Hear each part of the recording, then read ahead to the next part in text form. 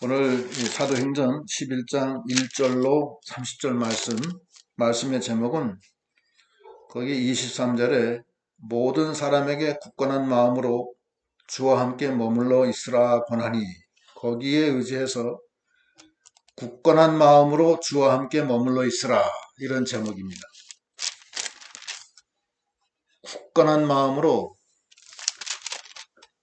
주와 함께 머물러 있으라. 아무리 어려운 시험 환난이 와도, 어떠한 유혹이 와도 주님과 함께 있으라는 거예요. 왜냐하면 주님은 생명이고 우리 죄를 사해 주시는 분이시고 주님은 우리 안에 거하시는 겁니다. 영으로 오셔서 우리 안에 거하셔서 임마누엘 하나님이 되어주세요. 그래서 우리에게 생명을 주시고 죄를 다 사해 주시고 하나님의 자녀가 되는 권세를 주시고 능력이 되시고 길이 되셔서 우리를 하나님께로 인도하십니다. 우리가 예수 안에서는 하나님께 인도되지만 예수 바깥에서는 하나님께 인도가 안 돼요. 그러니까 주 안에 있으라는 거예요. 오늘 그 말씀이 굳건한 마음으로 주와 함께 머물러 있으라. 어떤 일이 있어도 굳건하게 마음을 잡고 주와 함께 머물러 있으라, 이런 제목입니다. 오늘 이 말씀은 지난 그 10절하고 연결되는 겁니다. 베드로가 가이사라의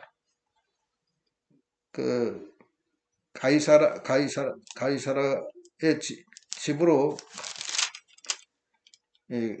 고넬료, 이 가이사라에 있는 고넬료가 욥바에 있는 베드로를 청합니다. 욥바에 있었던 베드로가 가이사라가 보낸 그 사람들을 따라서 가이사라로 가서 고넬료를 만납니다. 근데 그 모든 과정은 하나님이 다 하신 거예요. 성령이 직접 다 하신 겁니다.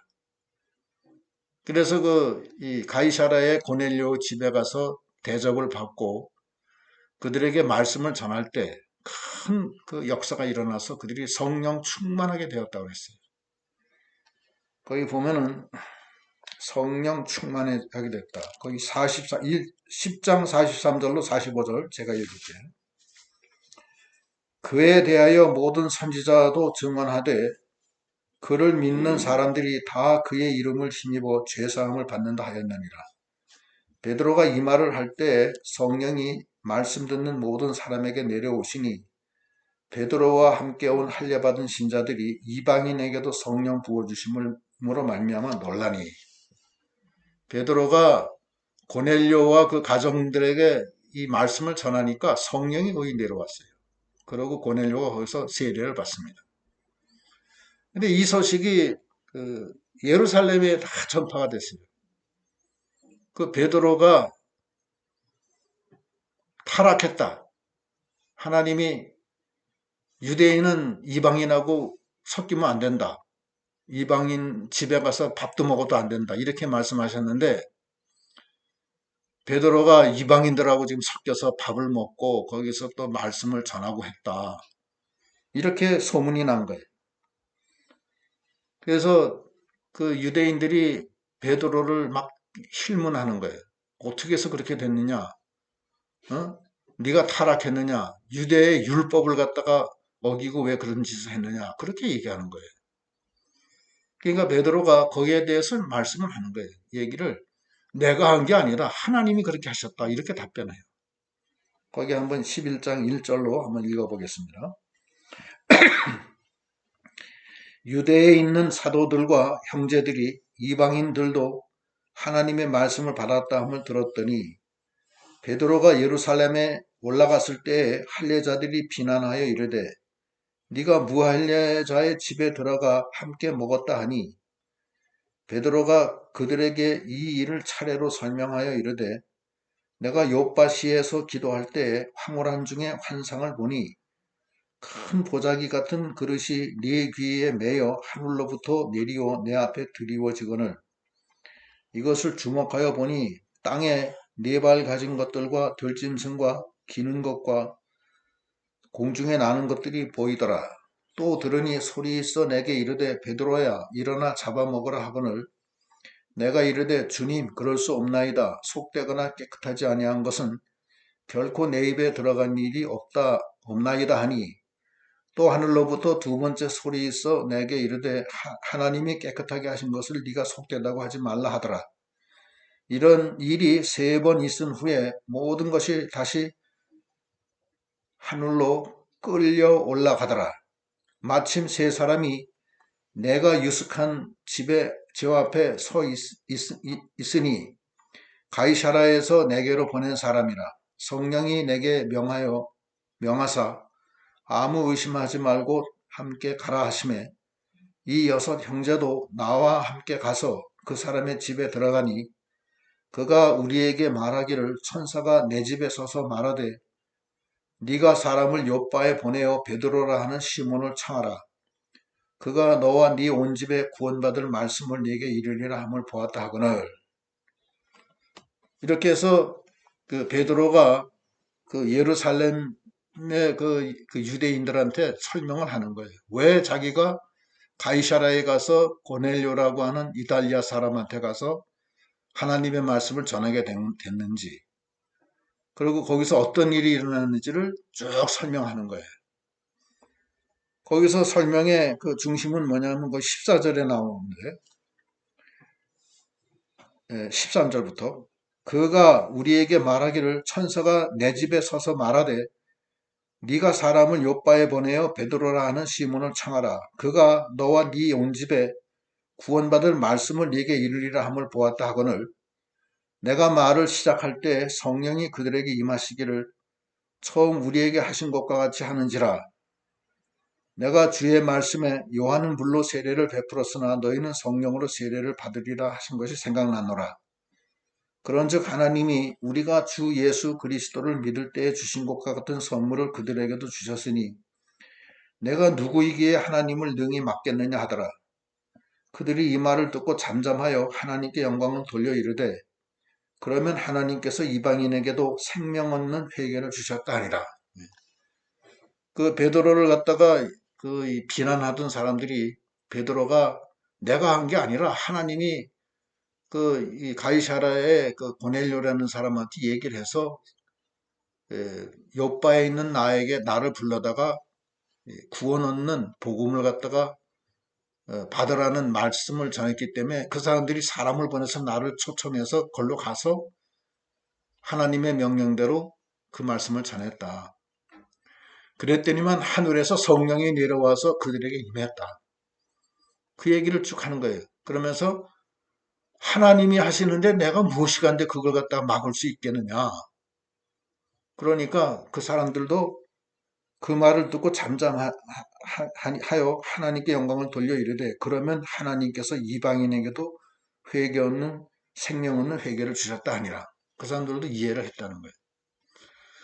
그러면 고넬료가 베드로를 불러서 청해서 복음을 듣고 얻은 게 무엇이냐? 성령을 받은 거예요. 또 예수를 믿고 죄사함 받은 거예요. 성령을 받았다는 것은 하나님이 임했다는 것입니다. 그러니까 이 복음의 가장 중심은 하나님이 말씀이 육신에 대해서 이 땅에 오신 게 예수 그리스도고 그분이 우리 가운데 거하시는 거예요.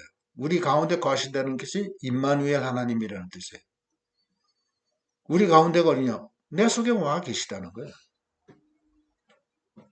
하나님이 내 속에 와 계시다는 건 뭐냐면 성령을 받는 겁니다. 성령은 하나님의 영이거든요. 하나님의 영을 받아서 내 안에 와 계시다. 그거예요. 근데 중요한 건 뭐냐면 죄 사함을 받지 않으면 성령을 못 받습니다. 항상 그래요. 왜냐하면 하나님은 죄가 있는 곳에는 안 계세요. 근데 우린 죄인 아니에요. 그렇죠? 그럼 어떻게 죄 사함을 받아요? 예수를 믿을 때 죄가 없는 걸로 간주하겠다는 거예요. 그게 하나님의 뜻이에요. 그게 하나님의 의예요. 우리가 어떤 일을 행해서 의롭다함을 받는 게 아니고 예수를 믿어서 그 예수의 피값으로 우리가 값없이 죄사함 받는 거예요. 그 제사함 받을 때 성령이 임하는 겁니다. 그 로마서 3장 23절로 24절도 보면은 그 말씀이 그거예요. 제가 읽을 테니까 읽어드리면 그러세요. 3장 23절. 모든 사람이 죄를 범하였음에 하나님의 영광에 이르지 못하더니 그리스도 예수 안에 있는 성령으로 말미암아 하나님의 은혜로 값없이 의롭다 하심을 얻은 자 되었느니라. 이 예수를 하나님이 그의 피로써 믿음으로 말미암는 화목제물로 세우셨으니 이는 하나님께서 길이 참으시던 중에 전에 지은 죄를 간구하심으로 자기의 의로우심을 나타내려 하심이니. 우리는 다 죄인이에요. 그래서 하나님 앞에 나갈 수가 없었는데 예수를 믿음으로 우리 죄가 원래 있는데 하나님이 죄가 없다 간주하신다는 거예요. 간구하신다. 죄를 그냥 덮어버린다는 거예요. 그걸 도말이라고 해요. 도말. 6월절 그 이 장자 재앙이 내려올 때도 문설주와 임방에 양의 피를 바르니까 천사가 장자를 죽이려고 한 집 한 집 가다가 양의 피가 문설주와 임방에 발려져 있으니까 그냥 넘어가요. 그걸 6월이라고 해요. 넘어간다. 패스오버. 그래서 죽음에서 면하는 거예요. 예수의 피 때문에 값없이 죄인인 우리가 장자재앙을 받아서 죽어야 되는데 예수의 피 때문에 우리가 죄에서 해방되는 거예요. 그러니까 죄가 없다 간주를 하니까 우리 속에 누가 와 계세요? 이때는 하나님이 이제 와 계실 수가 있다는 거예요. 그전엔 하나님 앞에 못 나갔어요. 죄 때문에. 그래서 예수를 믿었을 때 죄가 다 사해지고 그 다음에는 성령을 받아요. 그래서 여기 보면은 사도행전 거의 10장 43절로 45절 10장 아까 읽었는데 다시 한번 또 읽을게요. 43절 그에 대하여 모든 선지자도 증언하되 그를 믿는 사람들이 다 그 이름에 힘입어 죄사함을 받는다 하였느니라. 예수의 이름에 힘입어서 죄사함 받는다는 거예요. 우리가 죄인인데 예수의 이름으로 죄사함 받는 거예요. 그런 다음에 어떻게 돼요? 44절 지금 본문에 베드로가 이 말을 할 때 성령이 말씀 듣는 모든 사람에게 내려오시니 베드로와 함께 온 할례받은 신자들이 이방인에게도 성령 부어주심으로 말미암아 놀라니 성령을 부어준다는 것은 하나님이 오신다는 거예요. 성령은 하나님의 영이거든요. 예수의 영이고. 비슷한 성구가 하나 있는데 그건 다 같이 한번 읽어보겠습니다. 사도행전 2장 38절 사도행전 2장 38절 한번 거기 읽어보십시오. 2장 38절 시작 베드로가 이르되 너희가 회개하여 각각 예수 그리스도의 이름으로 세례를 받고 죄사함을 받으라. 그리하면 성령의 선물을 받으리니 성령의 선물은 죄사함을 받았을 때 받는 거예요. 예? 그렇죠? 그럼 죄사함은 어떻게 받느냐? 예수의 이름으로 값없이 받는 거예요. 자기가 뭘 이렇게 어떤 사람은 회개를 해서 회개를 해야지 죄사함 받는다고 하는 사람이 있어요. 회개하면 죄사함을 받는다는 성구가 있어요. 그러나 죄사함 받는 건 회개해서 되는 게 아닙니다. 예수의 피로 되는 거지. 예수의 피가 없으면 암만 회개해도 죄가 사해지질 않아요. 난 죄인입니다. 죄인입니다. 뭐 수천 번을 해도 예수의 피로 아니면은 제사가 안 사해져요. 그래서 기독교 말고는 하나님께 나갈 수가 없어요. 불교도 하나님께 못 나가요. 왜냐하면 그 피가 없어요. 토굴에 들어가서 화두를 놓고서 나는 죄인입니다. 세상은 무효공이요 하면서 밤낮 해도 죄는 사해지지 않습니다. 인간의 행위로서는 죄사함 받을 수가 없어요. 오직 예수의 피로서만 가는 거예요. 그게 하나님의 의입니다. 하나님의 의는 인간의 의가 있고 하나님의 의가 있는데, 인간의 의는 인간이 뭘 행해서 의롭다함을 받아서 하나님께 나가는 거예요. 그걸 율법주의라고 그래요. 자기가 뭘 행해서 되는 거예요. 하여튼 안식일을 지켜서 하늘나라 간다. 주의를 지켜서 하늘나라 간다. 자기 11조 잘 내서 하늘나라 간다. 그건 아니고 예수를 믿어서만 하늘나라 가는 거예요. 그래서 성경에 보면 의인은 무엇로 말미암아 산다? 믿음으로만 사는 거예요. 행해서 사는 거 아니에요. 그래서 오늘 말씀의 중심은, 첫째는 예수를 믿어서 자기 죄를 사함을 받고 성령을 받는다. 그것이 가이사라에서 고넬료가 베드로를 불러서 받은 은혜예요. 그게 중심입니다. 다른 거 다 소용없는 거예요. 그래서 고넬료가 성령을 받아요. 받은 다음에 세례도 받아요. 세례는 뭐냐? 죄사함 받은 표예요. 그래서 세례는 두 가지가 있어요. 물세례가 있고 불세례가 있어요. 물세례는 일정 요건에 달하면 죄사함 받은 표로 이 물로 세례를 주는 거예요. 침례교에서는 침례라고 그러고 천주교에서는 영세라고 그래요. 다 단어는 틀려도 다 똑같은 얘기입니다. 죄사함 받은 표예요. 근데 그거는 영세를 받고 세례를 받고 침례를 받았다고 해서 죄 사해지는 거 아닙니다. 그걸 착각하면 안 돼요. 그게 아니고 예수의 피로만 죄사함 받는 거예요. 물로 세례 받는다고 해서 죄 사해지는 게 아닙니다. 그거는 하나의 행위예요. 요식 행위예요. 그래서 그 물세례를 받고서 죄사함 받는다는 것은 그건 하나의 그 요식행위예요. 요식행위에 불과해요. 그럼 중요한 건 뭐냐면 불세례를 받아야 돼요. 불세례는 성령을 받는 거예요. 그게 제일 중요한 거예요. 그래서 가이사라에서 그 고넬료가 베드로를 불러다가 성경의 말씀을 듣고 성령이 내려와서 성령이 임하고 그 다음에 세례를 받아요.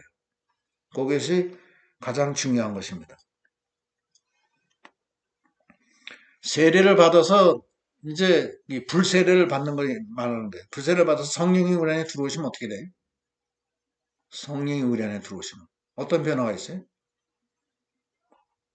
하나님이 우리 안에 들어오신 거예요. 예수님이 내 안에 들어오신 거예요. 예수의 영이. 그 은혜와 진리가 충만하고 하나님의 영이 내 안에 들어와 계실 때만 내가 생명을 얻는 겁니다. 영생을 얻는 거예요. 예수의 영이 들어오는 사람을 그리스도인이라고 하는 거예요. 왜냐하면 그리스도가 네 안에 있다. 이게 그리스도인이 되는 거예요. 그래서 로마서 8장 9절로 11절 이거 한번 다 같이 읽겠습니다. 로마서 8장 9절로 11절.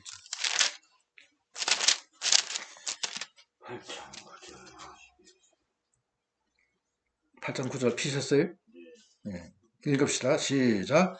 만일 너희 속에 하나님의 영이 기하시면 너희가 육신에 있지 아니하고 영에 있나니 누구든지 그리스도의 영이 없으면 그리스도의 사람이 아니라.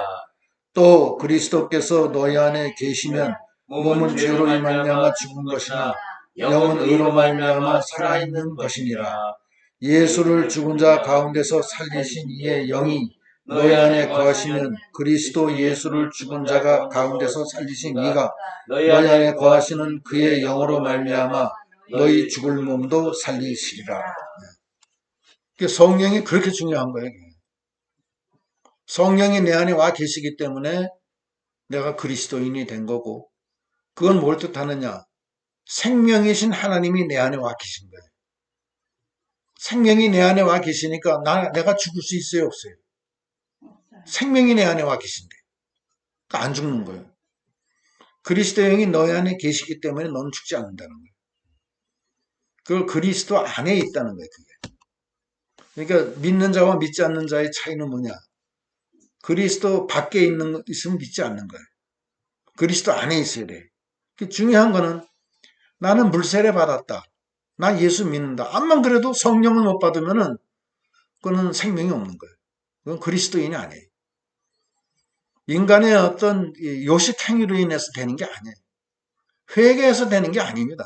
회개는 그 중이나 어디 뭐 인도 어디 뭐 명상하는 사람들 다 회개해요, 다. 회개하지만 그 사람들은 그리스도의 영을 받지 못하기 때문에 생명이 없습니다. 생명은 오직 하나님밖에 없어요. 이 세상은 다 피조물이에요. 다 죽어요. 근데 하나님은 생명이에요. 하나님이 누구냐? 성부, 성자, 성령. 근데 우리 그리스도인은 뭐냐? 죄가 있어서 하나님을 모실 수가 없었는데 예수님이 값없이 피 흘려 죽은 것을 우리가 믿음으로 죄가 사해져요. 사해지기 때문에 성령이 우리 안에 들어오시는 거예요. 그래서 생명이 있는 거예요. 그게 그리스도인이에요. 그게 그리스도인은 성령으로 사는 거예요. 영으로 사는 사람, 영의 사람들이에요. 그것이 베드로가 가이사라에 있는 고넬료한테 가서 설교한 내용입니다. 뭐 다른 거 여러 가지 얘기해도 다 소용없는 거 제일 중요한 거는 성령을 받았다. 이건 하나님이 하신 거다. 우리 인간이 한 게 아니다. 근데 이 유대인들은 베드로를 막 욕한 거예요. 왜, 우리 율법에는 유대인들은 그 이방인하고 같이 밥을 못 먹게 됐는데 왜 같이 밥을 먹었냐. 그걸 가지고 따지는 거예요. 그 사람들은 육신적인 일만 따지는 거예요. 그러나 영으로 복음을 전해서 생명이 살아나는 난 일을 한 것은 묻질 않는 거예요. 그 비난만 하는 거예요. 이 교회도 보면은 저 사람이 믿음이 있느냐 없느냐 이것만 가지고 따지는 거예요. 중요한 건 뭐냐? 저 사람 속에 하나님의 영이 있느냐 없느냐. 그게 중요한 거예요. 저 사람이 정말 예수님과 함께 있느냐 아니면 말로는 믿는다 하면서 믿는 척 다 하지만 실제로 하는 행동을 보면 주님이 안 계신 사람들도 있어요. 그건 아니라는 거예요. 중심은 오늘 이 말씀의 중심은 성령을 받아서 그 성령으로 인해서 사는 사람. 그것이 제일 중요한 거예요.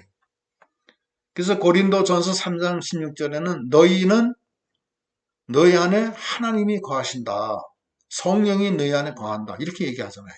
고린도전서 3장 16절 한번 같이 한번 지난번에 읽었는데 한 번 더 읽어보죠. 3장 16절 피셨죠? 시작. 너희는 너희가 하나님의 성전인 것과 하나님의 성령이 너희 안에 계시는 것을 알지 못하느냐. 하나님의 성령이 우리 안에 거하시는 거예요. 그 성령은 영원한 생명이기 때문에 우리가 죽지 않습니다. 그래서 제일 큰 무서운 죄가 뭐냐면 자기 안에 성령을 소멸시키는 죄예요. 성령을 근신시키게 하는 죄. 지난주 말씀에 그 예수님이 하신 건 첫째는 기도라고 했죠. 두 번째는 전도, 세 번째는 십자가 세 가지 했다고 했잖아요. 기도는 성령과 교통하는 거예요. 그게 기도예요. 영으로 기도하는 거예요, 영으로. 마음으로 기도하고 영으로 기도하는 거예요. 지난 시간에 얘기했잖아요. 그죠? 그 영이 뭐냐면 내 속에 있는 성령과 내가 기도하는 거예요. 영적 교류를 하는 거예요. 그게 기도예요. 그러면 그 기도가 그 성령의 인도를 따라 하늘나라까지 상달되는 거예요. 그 다음에 뭐냐면 이 복음을 전도하는 거예요. 복음을 전할 때 하나님의 손이 같이 해요.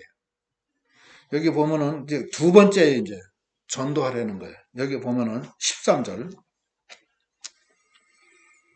본문 19절 읽겠습니다. 그때 스데반의 일로 일어난 환란으로 말미암아 흩어진 자들이 베니게와 구브로와 안디오게까지 이르러 유대인에게만 말씀을 전하는데 그 중에 구브로와 구레네 몇 사람이 안디오게 이르러 헬라인에게도 말하여 주 예수를 전파하니 주의 손이 그들과 함께 하시며 수많은 사람들이 믿고 주께 돌아오더라. 하나님의 말씀을 전할 때 하나님의 손이 함께하는 거예요. 하나님의 능력은 하나님의 말씀을 전할 때 있는 거예요. 그 복음 안에 있어요. 복음은 하나님의 능력이요 하나님의 지혜라고 그랬어요. 복음은. 그 복음이 뭐냐? 복음이 예수 그리스도예요. 이 사람들도 예수를 전해, 주 예수를 전파하니, 주 예수는 뭐냐면 십자가에 매달린 예수 그리스도, 그게 복음이에요. 그걸 전파할 때 주의 손이 함께 했다는 거예요. 능력이 있다는 거예요. 그리스도, 십자가에 못 박힌 그리스도는 하나님의 능력이요 하나님의 지혜라고 했어요. 그 고린도 전서 1장 23절, 1장 23절.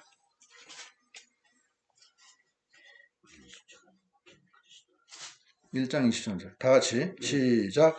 우리는 십자가에 못 박힌 그리스도를 전하니 유대인에게는 거리끼는 것이요 이방인에게는 미련한 것이로되 오직 부르심을 받은 자들에게는 유대인이나 헬라인이나 그리스도는 하나님의 능력이요 하나님의 지혜니라.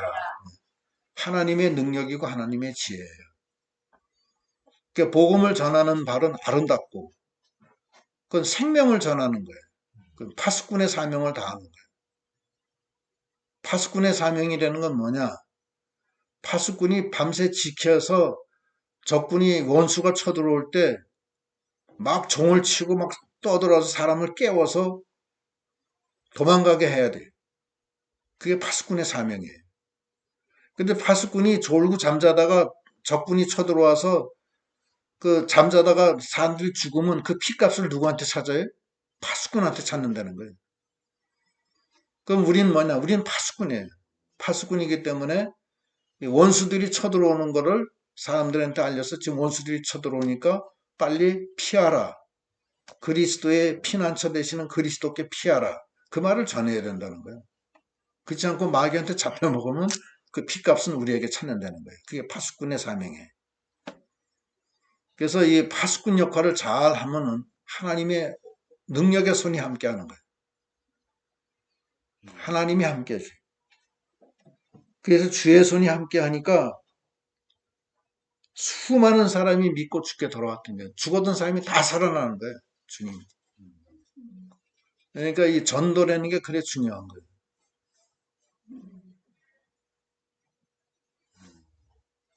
제가 99년도니까 22년 전에 제가 이 코소보 전쟁 났을 때 저 혼자 이 코소보에 갔어요.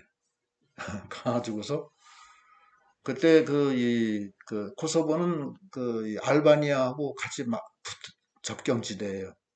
코소보는 원래 알바니아 사람이 90%예요.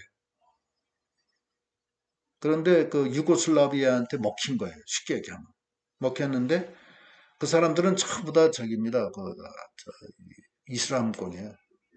이슬람을 믿는 사람들이에요. 그런데 유고슬라비아는 그 세르비아 계통, 거기는 기독교거든요. 기독교가 그 이슬람권에 있는 코소보 사람들을 갖다 핍박을 하는 거예요. 그 인종 청소를 하는 거예요. 그래서 EU가 거기에 대항해서 코소보를 핍박하지 마라. 네? 그래서 유고슬라비아를 막 하고 전쟁이 붙었어요. EU하고. 그런데 코소보 난민들은 전부 다 피난을 해서 국경을 넘어서 알바니아에 와서 예, 저희 피난하고 있었어요. 그때 제가 그 알바니아로 갑니다. 코소보에도 물론 갔지만 알바니아 가서 난민촌에다가 성경책을 3만 5천 권을 제가 뿌리고 왔어요. 근데 지금 생각하면 아찔한 게 한두 권이 아니에요. 난민촌에 성경을 뿌리려고 들어가려면 겉으로는 못 들어가요. 앞으로는, 정문은. 왜냐하면 그거 다 군인들이 지켜요. 못 들어가게 해요. 더군다나 그때 유한에서 이 난민한테 선교 활동하지 마라. 그래서 이 전부 다 못하게끔 되어 있는데 저는 뭣도 모르고 저 뒤로 개구멍으로 들어가 가지고서 그걸 뿌렸어요. 3만 5천 권을. 그때 이 이슬람 그 청년회에서 포교 활동하는 사람을 잡아 죽이는 때였었어요. 그건 전부 몰랐다고. 아찔한 거예요. 근데 지금 생각해보니까 하나님이 지켜주신 거예요. 한 번은 한참 뿌리고 있는데 저쪽에서 이 MP, 그 밀리터리 폴리스가 불을 번쩍번쩍 하면서 오는 거예요. 여기 막 사람들이 모여 있으니까. 그러면 거기서 당신 거기서 뭐 하느냐 이거예요. 그래서 난 어디서 왔느냐 그러니까 얼굴 색깔이 다르니까 난 한국에서 왔다. 뭐 하느냐? 난 목사인데 지금 성경책 뿌리고 있다. 난 뭣도 모르고 그랬지. 당신 이리 오시오 그러는 날 데리고선 막사로 들어가더라고요. 근데 난 그냥 그렇게 잘 몰랐어요. 그렇게 심각한 줄을. 그 사람이 나를 부르면 나도 크리스찬이다. 그러면서 빨리 가라. 더 이상 중지하고 조심해라. 그때 그 사람이 만약에 크리스찬이 아니었고 이슬람권이라든지 다른 사람 같은 믿지 않는 사람 같으면 나 그대로 잡혀서 그때 잡혀서 갔을 거예요. 어디로 갔는지 몰라요. 또는 이슬람 청년단에서 저를 때려서 죽였다. 그래도 할 말 없어요. 그건 뭐 신문에도 안 나는 거예요. 그 피난민 난민 캠프촌에서 잡혀 죽었는데 뭐 그거 뭐 그 사람들이 웅덩이에다 날 죽여서 묻어버려도 아무도 거기에 뭐 얘기할 사람 없어요. 지금 전쟁이 일어나고 있는데 뭐. 근데 지금 생각해 보니까 그것이 하나님이 지켜주신 게 확실해요. 하나님이 주의 손이 함께하는 거예요. 그래서 그 스테반 일로 많은 환란이 있는데 구브로와 구레네 몇 사람이 안디옥에 이르러 헬라인에게도 주 예수의 복음을 전하니까 주의 손이 함께해서 많은 사람이 주님께 돌아왔다는 거예요. 능력의 손이.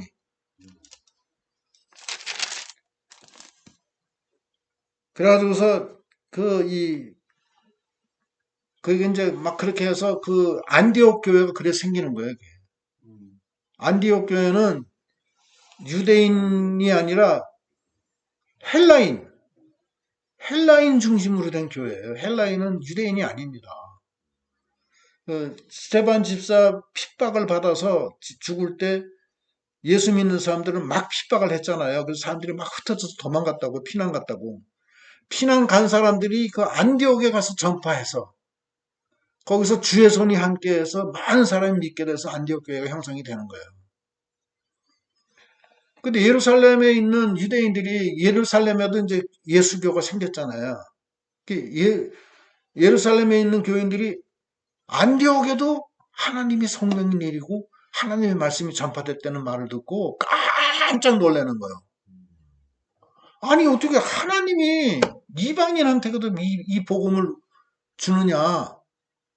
깜짝 놀라서 누구를 보냈느냐 하면은 바나바를 보내요. 어떻게 됐는지 가서 확인해 봐라. 거기 22절에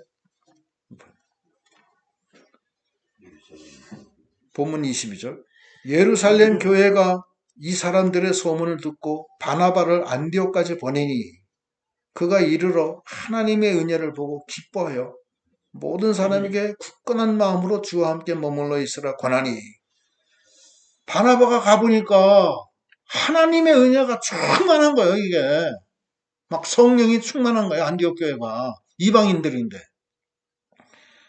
그래서 너무 기뻐서 그 사람들에게 뭐라 하냐면 굳건한 마음으로 주와 함께 머물러 있으라. 어떤 환란이 와도 주님과 함께 있으라. 왜냐하면 주님은 우리의 죄를 다 사해 주시고 우리에게 영원한 생명을 주시고 우리를 천국으로 인도하시는 분 아니에요. 그게 주님의 사명 아니에요. 그 주님과 함께 있어야지 주님하고 멀어 있으면 안 되잖아요. 그렇잖아요? 그러니까 굳건한 마음으로 주와 함께 있어라. 떨어지지 말아라.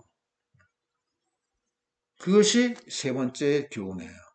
첫 번째 교훈은 성령을 받아야 돼. 제사함 받고 예수를 믿어서.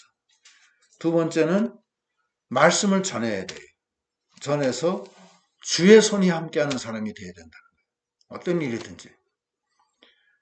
하나님은 하나님의 이 복음을 전할 때 하나님이 기뻐하시고 함께 하시는 거예요. 하나님의 복음은 파수꾼의 사명은 감당하지 않으면서 자기 먹고 살 궁리만 하면은 하나님 싫어하셔요. 마태복음 6장 33절에도 그 말씀이 그거 아니에요. 너희는 먼저 그의 나라와 의를 구하라. 그러면 먹는 거, 입는 거, 마시는 거 다 더해 주신다. 그 말씀이 그거 아니에요. 세 번째는 뭐예요? 굳건한 마음으로 주와 함께 머물러 있으라. 주님 떠나지 말라는 거예요. 주님 떠나지 않고 주 안에 있으라는 거예요. 무조건 어떤 일이 있어도. 그러면 살 길이 생기는 거예요. 주님이 함께 해야 돼요. 주님을 떠나면은 망하는 거예요. 그래서 요한복음에도 보면은 요한복음 15장 4절로 7절 요한복음 15장 4절 제가 읽을게요. 예수님이 거의 제자들에게 하시는 말씀이에요. 피셨어요? 요한복음 4장 14장 15장 15장 4절 173페이지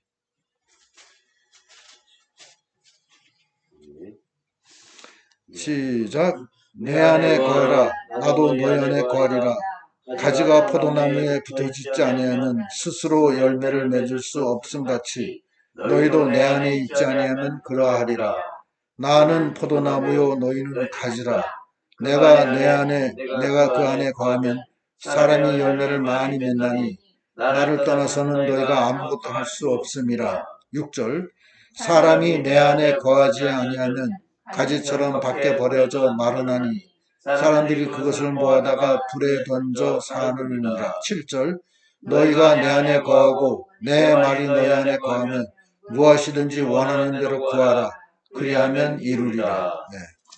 주 안에 있으면 열매를 많이 맺히고 또 기도하는 대로 다 들어주신다는 거예요. 그렇잖아요. 그게 하나님의 약속입니다. 그래서 굳건한 마음으로 주와 함께 머물러 있으라. 그게 바나바가 안디옥 교인들한테 주는 교훈의 말씀이에요. 안디옥 교회가 그래 살아나는 거예요. 안디옥 교인들은 회개해서 성령을 받아서 영 안에서 살고 첫째는. 두 번째는 말씀을 전파해서 주의 손이 함께하고 능력이 함께하는 거예요. 주님이 함께하면 능력이 함께해요. 왜냐하면 그 복음 안에는 복음을 전할 때는 그것이 바로 하나님의 능력이요 하나님의 지혜가 되기 때문에 그래요. 복음에는 하나님의 능력이 있다고 해서 구원을 주는 하나님의 능력이 있다. 그 로마서 1장 16절의 말씀도 그거예요. 제가 읽을게요. 1장 16절. 요한복음 1장이 아니라 1장 16절이 아니라 로마서 1장 16절. 죄송합니다. 로마서 1장 16절. 제가 읽을게요. 1장 16절. 내가 복음을 부끄러워하지 아니하노니 이 복음은 모든 믿는 자에게 구원을 주시는 하나님의 능력이 됨이라. 하나님의 능력이 이 복음 안에 있다는 거예요. 복음은 뭐예요? 예수 그리스도. 십자가에 못 박힌 예수 그리스도는 하나님의 능력이고 하나님의 지혜라는 거예요. 그래서 굳건한 마음으로 주와 함께 머물러 있으라. 떠나지 말고. 주님을 떠나면 주님도 우리를 버려요. 역대하 15장 2절에도 네가 주님을 버리면 주님도 널 버린다고 그랬어요. 그래서 그 바나바가 그렇게 하면서 바나바는 어떤 사람이냐 24절에 보면 바나바는 착한 사람이요 성령과 믿음이 충만한 사람이라 이에 큰 무리가 죽게 더하여 지더라. 바나바가 그렇게 하니까 성령 충만하고 믿음이 충만한데 많은 무리가 안디옥 교회에 더 많이 들어왔다는 거예요. 25절 바나바가 사울을 찾으러 다소에 가서 만남에 안디옥에 데리고 와서 둘이 교회에 1년간 모여 있어 큰 무리를 가르쳤고 제자들이 안디옥에서 비로소 그리스도인이라 일컬음을 받게 되었더라. 그 바나바가 그 사도 바울을 데려와요. 다소에 있는. 데려와서 안디옥 교회에 와서 큰 무리가 왔기 때문에 거기서 가리키는 거예요. 가리키고 그제서야 안디옥의 교인들을 그리스도인이라 칭하게 됐다는 거예요. 그리스도인이라는 말은 그때부터 생기게 됐어요. 그전엔 그리스도인이라는 말이 없었어요.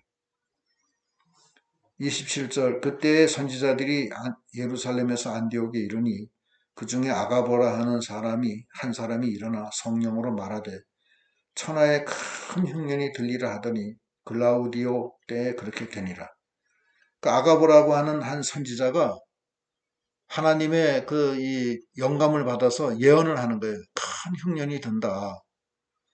아닌 게 아니라 글라우디오 그 황제 때 큰 흉년이 들어요. 그래서 뭐 예루살렘이고 뭐고 다 핍박하여서 막 그냥 먹을 게 없어서 뭐 난리가 난 거예요. 다 굶어 죽고. 그때 안디옥 교회에서는 어떻게 했느냐? 29절 제자들이 각각 그 힘대로 유대에 사는 형제들에게 부조를 보내기로 작정하고 이를 실행하여 바나바와 사울의 손으로 장로들에게 보내니라.